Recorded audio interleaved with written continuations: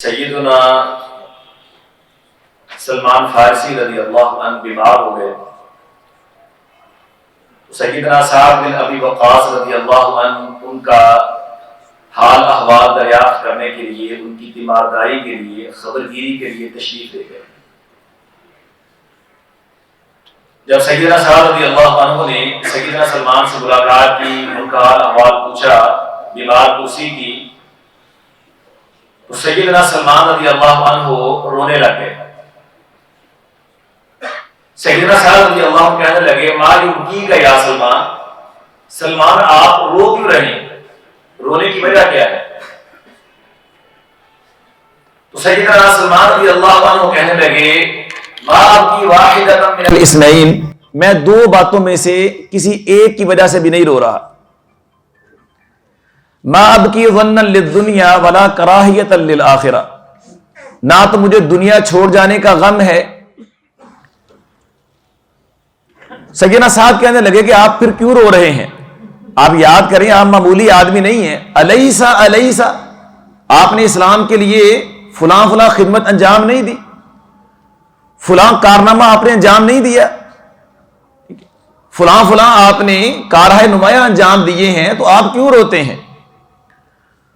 تو سیدنا سلمان رضی اللہ عنہ کہنے لگے، میں اس لیے رو رہا ہوں، نہ مجھے دنیا چھوڑ جانے کا غم ہے، نہ آخرت کی ناپسندیدگی ہے، ولیکن رسول اللہ صلی اللہ علیہ وسلم عہد الی عہدا فما ارانی الا قد تعدیت. رسول اللہ صلی اللہ علیہ وسلم نے میرے سے ایک عہد لیا تھا، ایک وعدہ لیا تھا، مجھے لگتا ہے کہ میں نے اس سے تجاوز کیا ہے، میں نے اس کی پاسداری نہیں کی. حضرت سعد کہنے لگے کہ سلمان رضی اللہ عنہ، اللہ کے رسول نے کون سا عہد آپ سے لیا تھا؟ تو کہنے لگے، رسول اللہ صلی اللہ علیہ وسلم نے میرے سے یہ عہد لیا تھا کہ یکفی احدکم مثل زاد الراکب، جتنا ایک مسافر کو زاد راہ ضروری ہوتا ہے، تمہارے پاس دنیا گزارنے کے لیے اتنا سامان ہونا چاہیے. دنیا سے زیادہ دل نہیں لگانا، پیسے نہیں اکٹھے کرنے، مال و دولت نہیں سمیٹنا. تمہارے کسی ایک کے پاس بس اتنا مال ہونا چاہیے جتنا ایک مسافر کے پاس زاد راہ ہوتا ہے.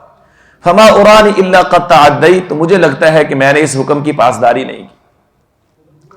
صحابہ کرام رضی اللہ عنہ ایک دوسرے کے بڑے خیر خواہ تھے، ایک دوسرے سے بڑی محبت کرنے والے تھے. دیکھیں، حضرت سلمان بیمار ہوئے ہیں تو حضرت سعد ان کی تیمارداری کے لیے گئے. یہ بڑی فضیلت والا کام ہے، بہت زیادہ ثواب والا کام ہے. آج ہم اس میں بڑے غافل ہیں. نبی کریم صلی اللہ علیہ وسلم نے فرمایا، ایک مسلمان دوسرے مسلمان کی تیمارداری کے لیے جاتا ہے، صبح کے وقت جاتا ہے، شام تک 70,000 فرشتے دعا کرتے ہیں. شام کو جاتا ہے تو صبح تک 70,000 فرشتے اس کے لیے دعا کرتے ہیں. جب تک اپنے بھائی کے پاس بیٹھا تیمارداری کر رہا ہے، وہ جنت کے پھل چن رہا ہے. وَلَهُ خَرِيفٌ فِي الْجَنَّةِ، اس کا جنت میں ایک باغ بھی ہوتا ہے. تو یہ معمولی عمل نہیں ہے. صحابہ کرام رضی اللہ عنہم ایسے فضائل کو حاصل کیا کرتے تھے اور اپنے مسلمان بھائی کی خیر خواہی کیا کرتے تھے. وہ بیمار ہوا ہے، اس کی تیمارداری کے لیے گئے. حضرت سعد نے اپنے سلمان بھائی کی خیر خواہی کی ہے تو حضرت سلمان نے بھی موقع مناسب سمجھا تو حضرت سعد رضی اللہ عنہ کی خیر خواہی کی. حضرت سعد رضی اللہ عنہ امیر المومنین حضرت عمر بن خطاب رضی اللہ عنہ کی طرف سے گورنر تھے.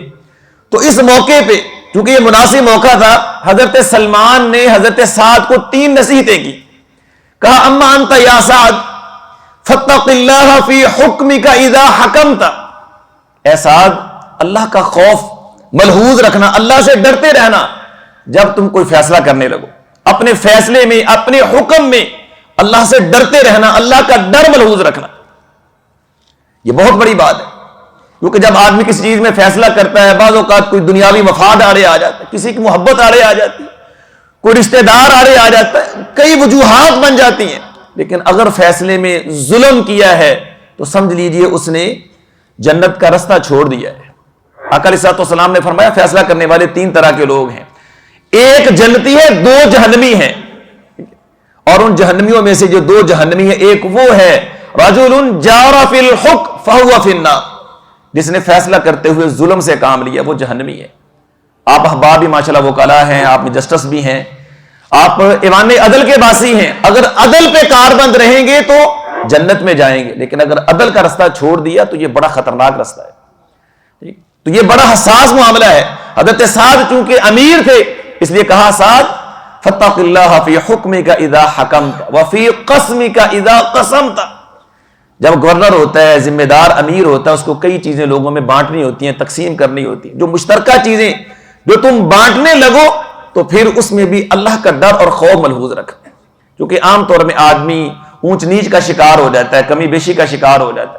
اگر تم نے اس کے اندر غلط تقسیم کی، کسی کو زیادہ دے دیا، کسی کی طرفداری کر دی، تو پھر یاد رکھنا یہ بہت نقصان کا کار. وفی قسمک اذا قسمت. اور تیسری نصیحت یہ کہ وفی ہمک اذا ہممت، کہ جب تم کوئی ارادہ کرو، کوئی چیز سوچو، اس میں بھی اللہ کا ڈر اور خوف تمہیں ملحوظ ہونا چاہیے. مومن کوئی بھی کام کرتا ہے اللہ کے خوف کے نتیجے میں کرتا ہے. حتیٰ کہ کوئی بھی آپ کام کرتے ہیں تو اس کی شروعات آپ کے ارادے سے ہوتی ہیں. جب آپ کے ارادے میں، آپ کی نیت میں اللہ کا ڈر اور خوف شامل ہوگا، وہ کام غلط نہیں ہوگا. یہ بنیاد ہے. کیونکہ جب ایک کام آپ اس کا ارادہ کریں پھر وہ عزم تک پہنچ جائے، پختہ ارادہ آپ نے کر لیا ہے، اگرچہ آپ نے اس کو انجام نہیں دیا، گناہ آپ کے اوپر لکھا جائے گا اور وہ غلط کام ہے. پختہ ارادے کی وجہ سے بھی آدمی گناہگار ہو جاتا ہے. اس لیے کہا کہ جب تم کسی کام کا ارادہ کرو تو اللہ کا ڈر اور خوف ملحوظ رکھو. وفی ہمک اذا ہممت. یہ تین نصیحتیں حضرت سلمان رضی اللہ عنہ نے سعد بن ابی وقاص رضی اللہ عنہ کو کی ہیں. اس لیے ہمیں بھی ایک مسلمان کی خیر خواہی کا فریضہ انجام دینا چاہیے. یہ نہیں دیکھنا چاہیے اس وقت یہ اعلیٰ پوسٹ پہ ہیں، بڑے آدمی ہیں، میں نے کوئی بات کی تو غصہ کر جائیں گے، ان کو برا لگے گا، محسوس کر جائیں گے. اچھے انداز کے ساتھ دوسرے مسلمان بھائی کی خیر خواہی کا فریضہ انجام دینا چاہیے. اور حضرت سلمان رضی اللہ عنہ کا اب تقویٰ دیکھیے.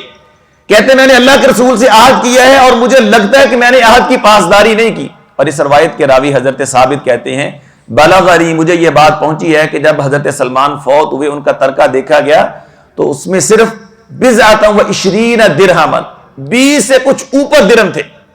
ٹھیک ہے، 22 23 24 درہم تھے جو ان کا کل ترکہ تھا.